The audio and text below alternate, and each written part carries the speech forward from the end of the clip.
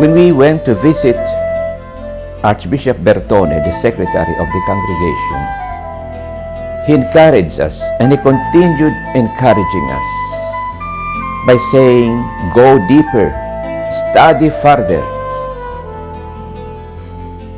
And the second time, we visited the congregation with Cardinal Ratzinger himself. He was very happy to receive us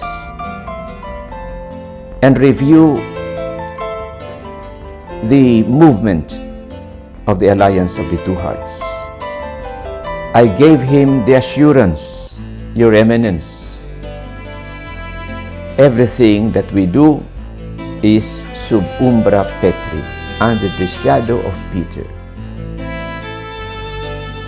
For which he said, I'm most grateful and happy for this statement of Your Excellency. We gave him all the assurance of the orthodoxy of this devotion. I remember one of the ladies present asked Archbishop Bertone, Your Excellency, tell us if there is anything that could be interpreted as something wrong with this movement. Archbishop Bertone started to laugh and he said, no, there is nothing. Just continue to study and go deeper regarding the doctrine and the orthodoxy of this devotion.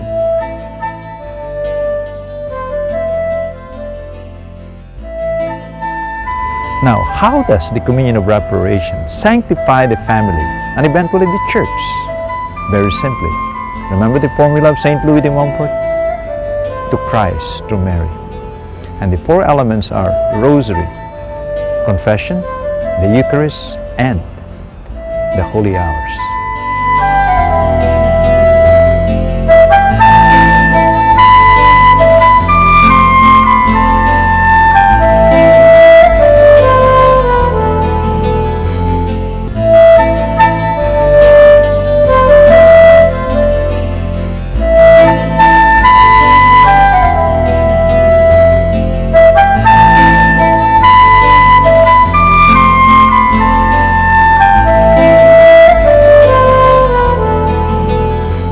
Many families today have lost the sense of sin. We don't have to look very far to see the results of that. So what's the answer? The answer is to return holiness to the family. And how do we do that? The Alliance of the Two Hearts has a solution: the consecration of the family to the hearts of Jesus and Mary. For the past many years, I've been traveling the United States and enthroning homes, and I have seen the effects of a consecration, a family consecrated to the hearts of Jesus and Mary, which they receive through a home enthronement. Today there's much brokenness in families. There are families that have never prayed together. There are families who never say, I love you, or I'm sorry. They don't know how to do that anymore. And this is what we do when we enthrone homes. We encourage families and we initiate families into prayer. Pray the Rosary, it's the best prayer. To reconcile with one another, to say I'm sorry if you've done something wrong. And this will lead the family members into a better understanding of confession to bring them back to Jesus. And this in turn will also lead them back to Mass, to communion, and to hours of adoration. I have experienced through the enthronements that I have done throughout the United States, so many families, once they consecrate themselves through the home enthronement and they begin to live the four elements of reparation, there's a big change in the family. We hear it all the time from families that once they've learned to pray together and to reconcile, their lives do change. Things started changing in my life little by little, and I didn't realize that it was until we had our house enthroned and we consecrated myself and my family to the heart of Jesus and Mary. Things started to happen very slowly, and I realized, especially when we found ourselves praying the Rosary, and that's something that usually we wouldn't have done all together as a family. See, because when you do pray the Rosary and you pray with your heart, you realize that it's not just a prayer that you say over and over again.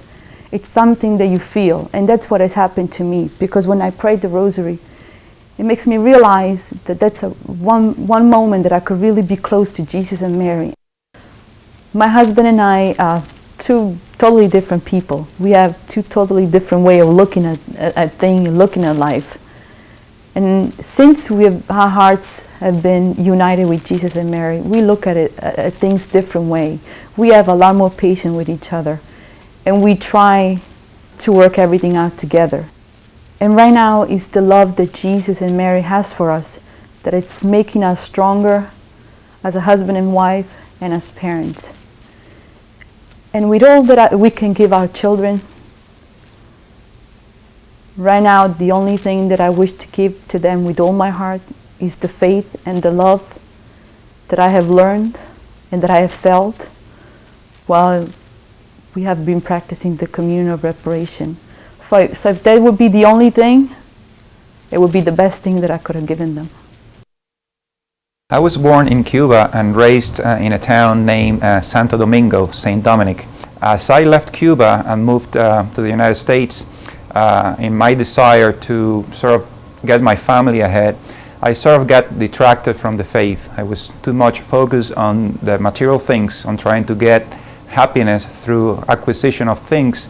And little by little, I guess the devil worked in disguise to move me away from the faith.